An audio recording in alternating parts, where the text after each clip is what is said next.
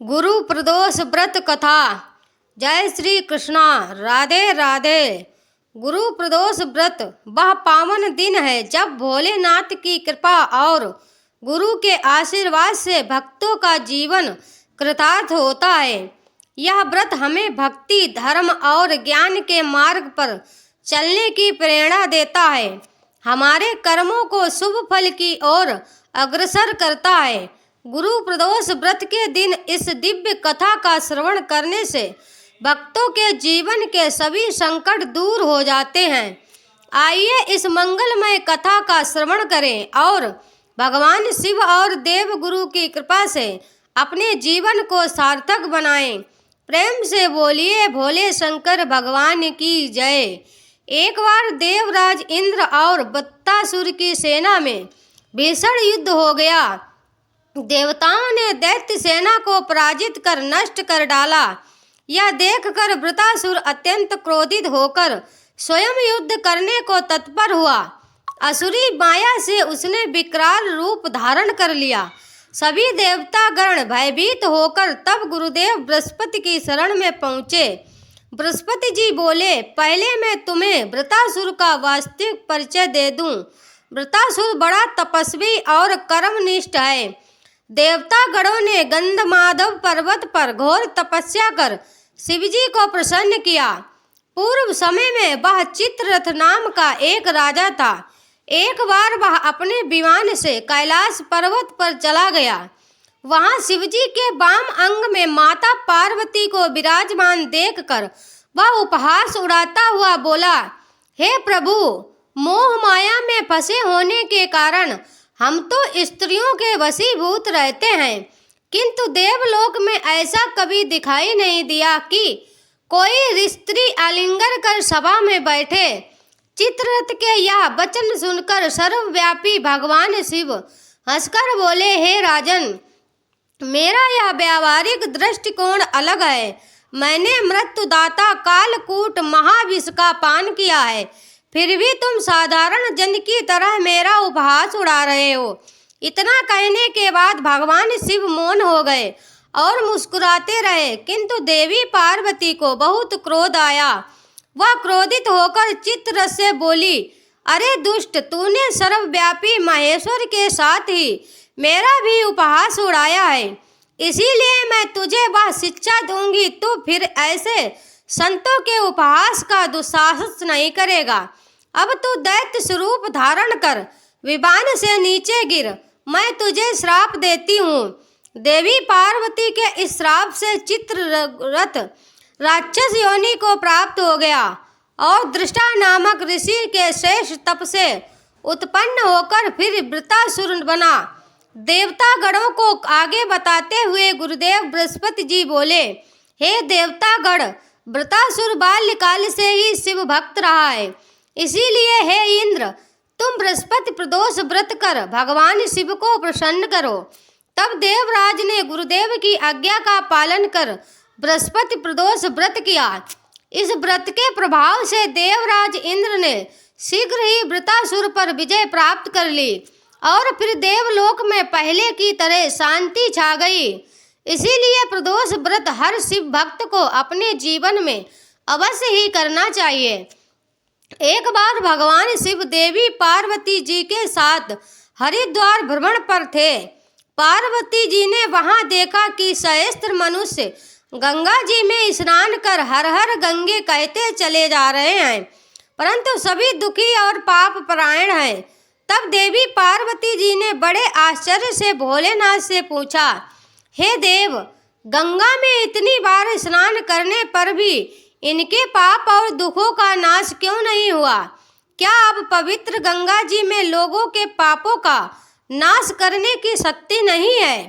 तब भगवान शिव देवी पार्वती से कहने लगे, हे प्रिय, गंगा में तो आज भी वही शक्ति है, परंतु इन लोगों ने पाप नाशनी गंगा में स्नान ही नहीं किया है, तब भला इन्हें लाभ कैसे होगा? देवी पार्वती ने यह सुनकर बड़ा आश्चर्य किया। फिर पूछा, प्रभु, स्नान कैसे नहीं किया? मैं तो देख रही हूँ कि सभी तो गंगा से स्नान करके आ रहे हैं और अभी तक तो इनके शरीर भी गीले हैं। तब भगवान शिव ने कहा, हे देवी, या तो केवल गंगा में डुबकी लगाकर आ रहे हैं, मैं तुम्हें इसका रहस्य कल समझाऊंगा। अगले दिन बड़े जोर की बरसात होने लगी। सारी गलियां कीचड़ से भर गईं। एक चौड़े रास्ते में गहरा गड्ढा था, उसके चारों ओर कीचड़ ही कीचड़ भरा हुआ था। भगवान शिव ने देवी पार्वती को गड्ढे से थोड़ी दूर यह समझाकर बिठा दिया कि देखो, आप लोगों को सुनो सुनो कर पुकारती रहना कि मेरे वृद्ध पति अचानक गड्ढे में गिर पड़े हैं। कोई पुण्य आत्मा इन्हें निकाल कर इनके प्राण बचाए और मुझ अबला की सहायता करे। भगवान शिव ने कहा, हे देवी, जब कोई भी मुझे गड्ढे से निकालने के लिए तैयार हो, तब तुम उनसे बस इतना कह देना कि मेरे पति सर्वदा निष्पाप हैं।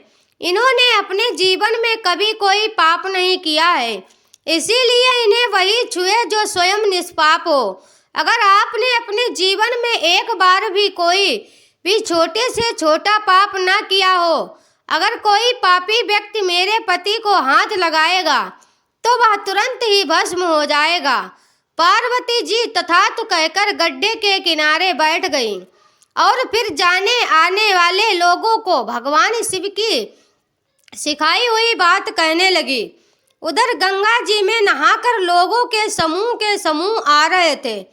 एक सुंदर युवती को उस दलदल के पास बैठी देखकर कई लोगों के मन में पाप आ गया।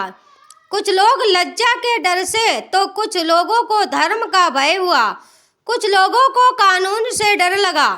कुछ लोगों ने तो पार्वती जी को यह भी सुना दिया कि मरने दे उस बुड्ढे को, अरे कोई उसके लिए रो रही है। आगे और कुछ दयालु सच्चे पुरुष भी थे जिन्होंने करुणा करते युवती के पति को निकालना चाहा, लेकिन जैसे ही उन्होंने उसके पति को बचाना चाहा, तभी देवी पार्वती के वचन सुनकर वे भी रुक गए कि जो भी निष्पाप हो केवल वही उन्हें छुए, नहीं तो वे भस्म हो जाएंगे। उन्होंने सोचा कि हम तो गंगा में नहाकर आए हैं, तो क्या हुआ, पापी तो है ही, कहीं हाथ ना छुए। ये इस तरह सोचकर किसी की हिम्मत नहीं हुई कि वे उस वृद्ध को दलदल से बाहर निकाल पाएं। सैकड़ों लोग आए और पूछकर चले गए। सुबह से शाम हो चली, तब भगवान शिव ने देवी पार्वती से कहा, देखो, आया कोई सच्चे हृदय से गंगा जी में नहाने वाला। तभी कुछ देर बाद एक जवान हाथ में लोटा लिए हर हर गंगे कहता हुआ वहां से निकला। देवी पार्वती ने उससे भी वही की बात कही। उस नवयुवक का हृदय करुणा से भर आया। उसने भगवान शिव को उस गड्ढे से निकालने के लिए तैयार हो गया। फिर पार्वती जी ने उससे भी वही बात कही, अगर तुमने जरा भी पाप किया होगा तो मेरे पति को छूते ही तुम भस्म हो जाओगे। लेकिन उस नवयुवक ने बिना कोई संकोच किए दृढ़ निश्चय के साथ माता पार्वती से कहा, माते, मेरे निष्पाप होने में तुम्हें संदेह क्यों होगा? आपको नहीं दिखता कि मैं अभी अभी गंगा जी में स्नान करके आया हूँ? गंगा जी में गोता लगाने के बाद कभी पाप रहते हैं क्या? और आपके पति को मैं अभी तुरंत निकालता हूँ। कहते ही उस नवयुवक ने वृद्ध को गड्ढे से बाहर निकाल दिया। तब भगवान शिव और माता पार्वती ने उसे अधिकारी समझकर अपने असली रूप में आकर उसको दर्शन दिए।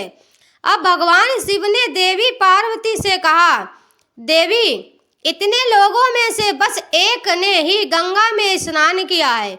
इस दृष्टांत के अनुसार जो लोग बिना श्रद्धा और विश्वास के, केवल दिखावे के लिए, केवल पाखंड के लिए गंगा जी में स्नान करते हैं, उन्हें वास्तविक फल नहीं मिलता है। लेकिन इसका यह मतलब नहीं है कि गंगा स्नान व्यर्थ जाता है। गंगा स्नान का बहुत पुण्य भी है। गंगा स्नान करने से सभी पापों से तो मुक्ति मिलती ही है, साथ ही मोक्ष की भी प्राप्ति होती है। हर हर महादेव। अगर वीडियो पसंद आई हो तो हमारे चैनल को सब्सक्राइब करें। आप सभी का दिल से धन्यवाद। राधे राधे। जय श्री कृष्णा। हर हर गंगे।